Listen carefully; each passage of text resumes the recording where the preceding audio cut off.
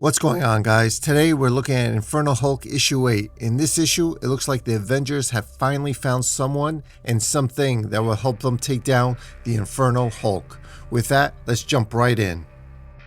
We kick things off in South Carolina. Looking at this abandoned church, we hear the deafening sound of Hulk approaching.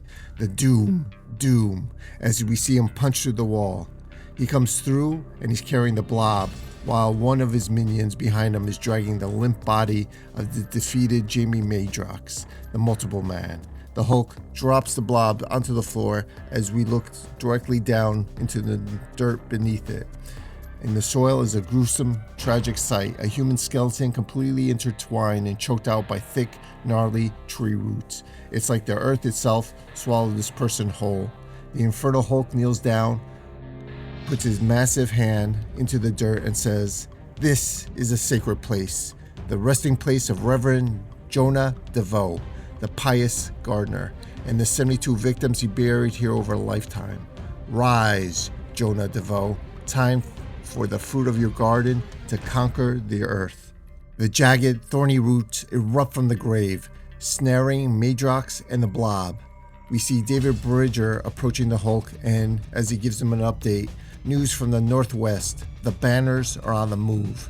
Hulk replies, "What is that to me? Banner is less than nothing. We have the pious gardener now, and the perfect seed for his garden," as the massive roots burst upward into the sky. We cut to the Baxter building. We see on day 3, a mechanical arms blast lasers at a mysterious suit of armor. On day 8, a glowing containment tube houses a terrifying horned skeleton that looks like it's moving and growing. On day 11, Mr. Fantastic, Wanda the Sorcerer Supreme, and Banner are performing neurological surgery directly on a massive exposed brain. They're in a briefing room with Reed Richards, Tony Stark, Vision, and Bruce. They're all sitting around a table trying to formulate a strategy. As Tony pushes Bruce on the reality of the threat, he says, "We were never going to beat him with bombs and guns. The best weapon against the Hulk is always another Hulk. That Hulk was you, Bruce." As Bruce reveals, the eldest altered his physiology on a cellular level. As he says, "When the eldest separated us, he didn't just remove the gamma from my cells. He made me incompatible with it, somehow immune. Maybe I will never be the Hulk again." Bruce looks deeply troubled, staring down at a coffee mug. As the conversation continues, Tony asks about the cave again, saying they never found it. But Bruce responds, "It's there, deeper underground than you'd expect. Fossilized giants, ancient weapons, primitive ruins, older than anything I've ever seen. But you're right, your only real chance of beating this Hulk is with a better Hulk. And we won't find that down there." We cut to Muncie, Indiana. Betty is sitting at a desk talking to Bruce on the phone. As Bruce explains, he has to go with the Avengers while he's standing outside the tarmac next to the Quinjet. Betty completely loses it. She says, "What, David? You're sorry I'm a weakling making 1/10 of the money I used to in a place you chose for us to live? That you left me here while you went off to become Hulk again, even though you ever hated it?" She slams the phone down as she says, "I gotta go." Bruce looking stunned. Betty walks through the office as a coworker mistakenly calls out to her. She snaps, slams the files down, and yells, "Do it yourself," and storms right out the building. Outside, she dials her father, General Ross, aka the Red Hulk. She tells him she's coming out for a visit as we see her aggressively scratching her arm as it starts to bleed through her clothes. Follow the Quinjet as it descends directly into this massive subterranean abyss. Bruce talks about the landscape being horrifying, an alien graveyard littered with titanic skulls chained to the rock and a colossal petrified sword driven into earth. As Reed asks, "Bruce, you said there's nothing alive down there? Nothing we need to look out for?" Bruce, "Not that I saw. It's a graveyard."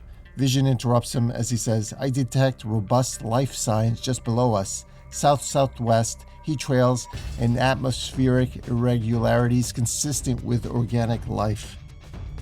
The Quinjet lands, but suddenly the petrified ground gives away under the weight of the ship.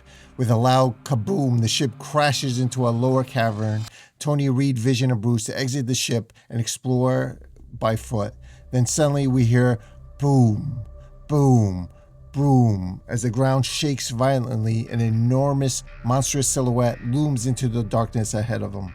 As they prepare for an attack, Vision says high gamma readings on an incoming organism. Suddenly, an absolute behemoth ambushes them from the shadows, shattering the rock environment and swatting Iron Man away like a fly. Vision gets absolutely buried under a cascade of falling boulders, while a massive seismic blast completely tears through the cavern. The smoke clears, and we see the attacker. It's none other than Skaar, the son of Hulk, holding his battle axe. As he yells at Bruce, "You!"